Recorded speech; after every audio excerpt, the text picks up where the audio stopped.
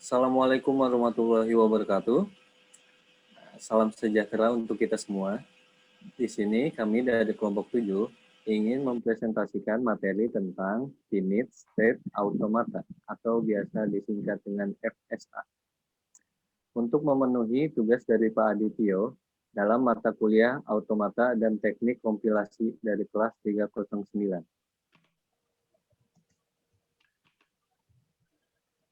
Sebelum itu, izinkan kami memperkenalkan diri terlebih dahulu. Yang pertama ada saya, Sofatali Akbar Velayati, sebagai moderator. Yang kedua ada Paramita Nilam Kirana. Yang ketiga ada Adelia Pramudia Gardera. Yang keempat ada Salsabila Suci Gustani. Yang kelima ada Ade Fikriatul Ilmi. Yang keenam ada Irfan Setia Permana. Di sini kita akan membahas tentang yang pertama ada pengertian dan karakteristik dari finite state automata. Yang kedua ada finite state automata secara formal. Yang ketiga ada metode atau jenis dari finite state automata. Dan yang terakhir ada contoh dari finite state automata tersebut. Selanjutnya pengertian dari finite state automata akan dijelaskan oleh Ade Fikriatul Ilmi. Mute. Untuk pengertian finite state automata atau yang disingkat VSA, di sini merupakan suatu model matematika dari suatu sistem yang menerima input dan menghasilkan output. Model matematika di sini digunakan untuk merumuskan masalah yang terjadi. Nah, masalah ini nanti berupa data yang akan dimasukkan oleh si user. Setelah itu diproses menggunakan model matematika tersebut dan akan menghasilkan berupa data yang diinginkan oleh si user tersebut. Selanjutnya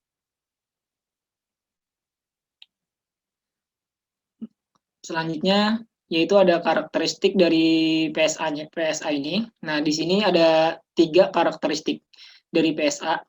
Yang pertama, PSA ini memiliki state yang banyaknya berhingga dan dapat berpindah-pindah dari suatu state ke state yang lain. Maksudnya, data yang banyak berhingga ini datanya itu banyak sekali. Kemudian dapat berpindah-pindah dari suatu state ke state yang lain. Misal ada 4 state. Pertama ada state A, B, C, dan D. Nah, si state A ini dia bisa berpindah ke state B. State B ini bisa berpindah juga ke state C atau bisa juga berpindah ke state D. Nanti gambarannya akan dijelaskan oleh teman saya di slide selanjutnya.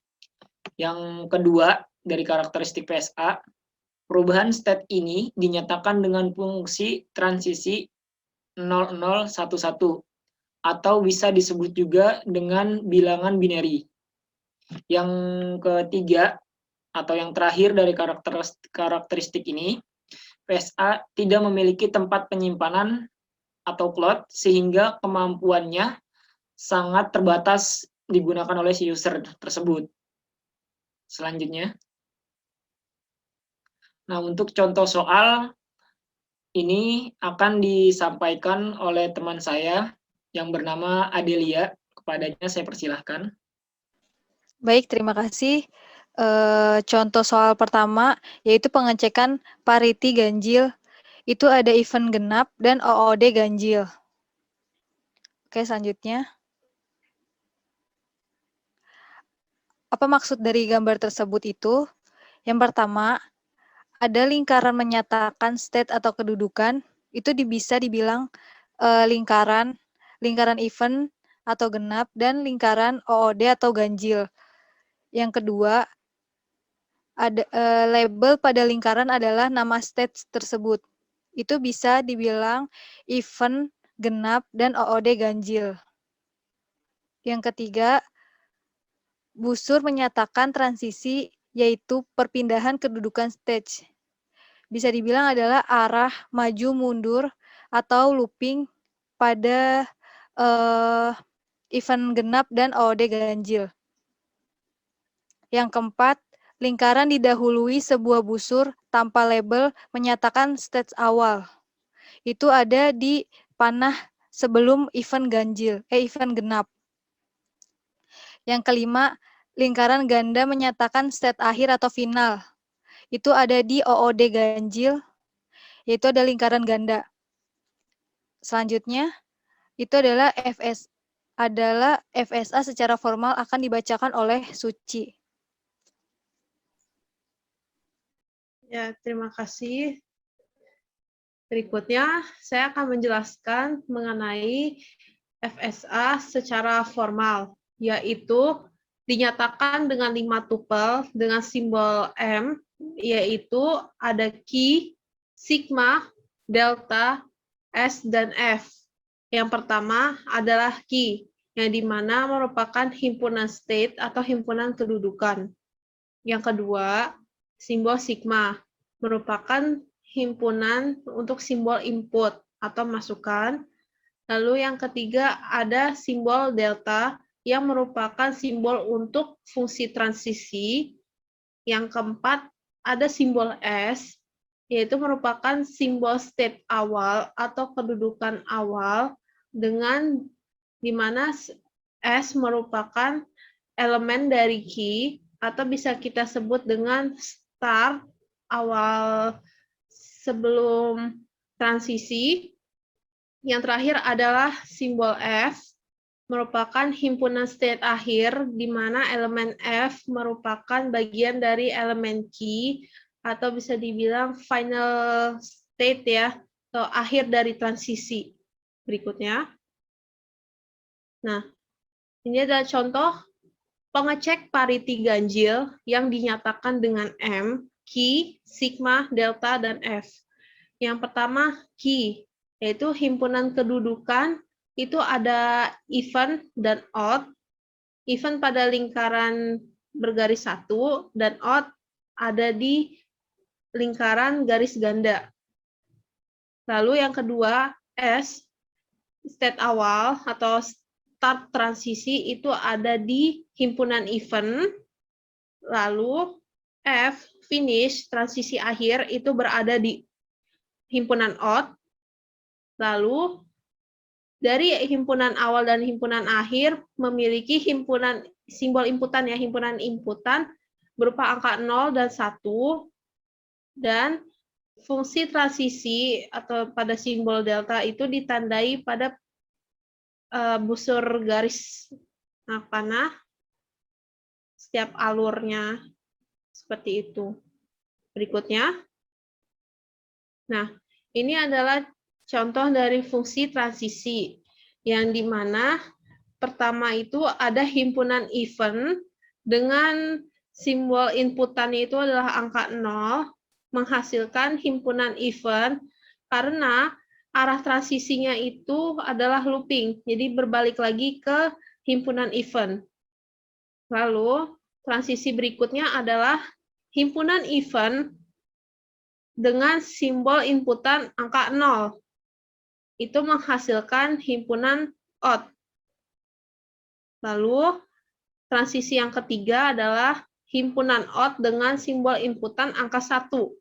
Menghasilkan himpunan even. Kembali lagi ke himpunan awal. Dan yang transisi yang terakhir adalah himpunan odd dengan inputan angka 0. Menghasilkan himpunan odd karena arahnya berbalik lagi ke himpunan odd atau bisa dibilang looping. Berikutnya. Nah, selanjutnya adalah tabel fungsi transmisi yang akan dijelaskan oleh rekan saya, yaitu Paramita Nilam.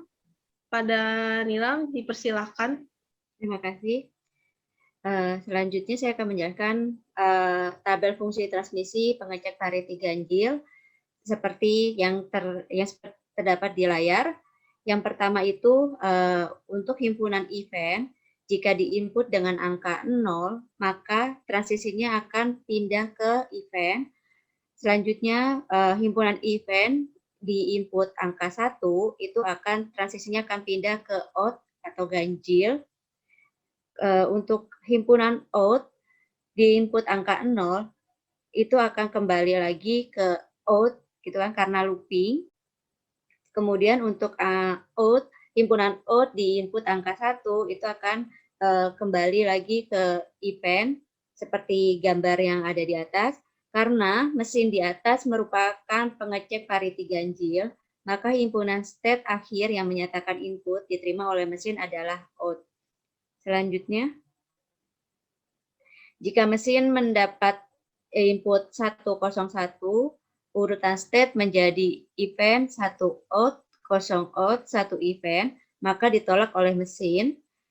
Kemudian jika mesin mendapat input 1101, urutan state menjadi event 1 out, 1 event, 0 out, 0 event, 1 out, maka diterima oleh mesin. Seperti pada gambar yang ada di samping. Selanjutnya, contoh soal kedua akan dijelaskan oleh rekan saya, Sofat. Silakan. Baik, terima kasih.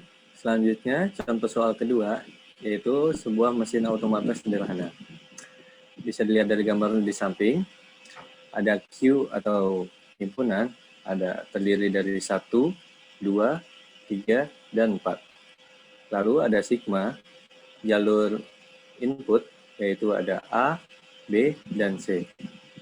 Lalu ada S atau start, dimulai dari angka 1, himpunan 1.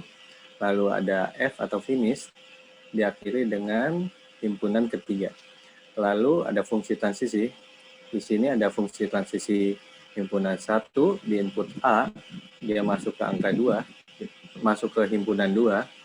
Lalu ada himpunan transisi kedua, yaitu himpunan 2 di input B akan masuk ke himpunan ketiga. Lalu ada transisi ketiga, himpunan 2 di input C akan masuk ke himpunan keempat.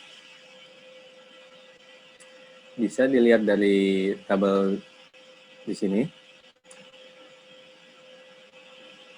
Transisi 1, jika di input A, dia akan masuk ke himpunan kedua.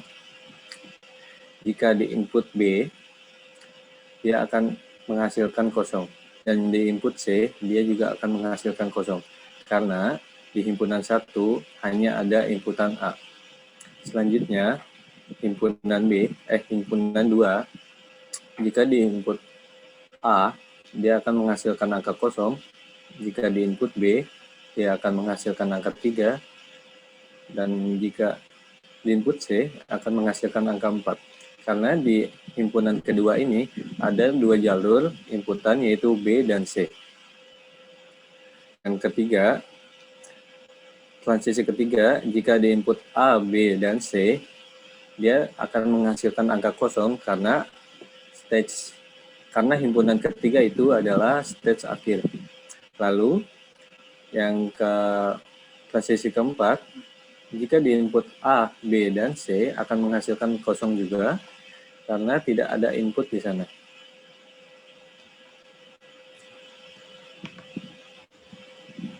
Selanjutnya, FSA dibagi 2 akan dijelaskan oleh rekan saya Irfan.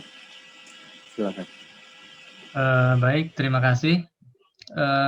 Berikutnya, di sini akan membahas tentang pembagian FSA. FSA sendiri dibagi menjadi 2, yaitu DFA dan NDFA. DFA sendiri yaitu Deterministic Finite Automata, merupakan automata berhingga yang pasti, tetap atau tertentu. Jadi maksudnya state dari DFA ini sudah jelas dan sudah ditetapkan. Untuk NDFA yaitu Non-Deterministic Finite Automata, merupakan automata berhingga yang tidak pasti, yaitu merupakan kebalikan dari DFA itu sendiri. Berikutnya ada contoh untuk kedua DFA ini. Yang pertama DFA, yang kedua NDFA. Bisa dilihat pada gambar berikut. Untuk penjelasannya sendiri, berdasarkan contoh deterministik finite automata, DFA dan NDFA yang ada di slide ini. Berikutnya terlihat perbedaan antara DFA dan NDFA. Pada DFA, jika suatu state diberi inputan, maka state tersebut akan selalu tepat menuju satu state saja. Sedangkan NDFA, dia bisa lebih dari satu state. Bisa dilihat pada gambar berikut, di sini ada perbedaan antara kedua FSA ini, yaitu pada kolom state S0 yang diberi masukan B. Jika di DFA, dia hanya di state S2 saja, sedangkan di NDFA dia memiliki dua state, yaitu S0 dan S2. Sekian pemaparan dari kelompok kami. Selanjutnya saya kembalikan ke moderator, Sopat. Terima kasih. Terima kasih. Sekian dari kelompok kami, kurang lebihnya mohon maaf. Mudah-mudahan materi ini berguna untuk teman-teman sekalian. Jika ada pertanyaan, silakan komen di bawah. Jangan lupa like and subscribe, guys. Thank you. Dadah semua.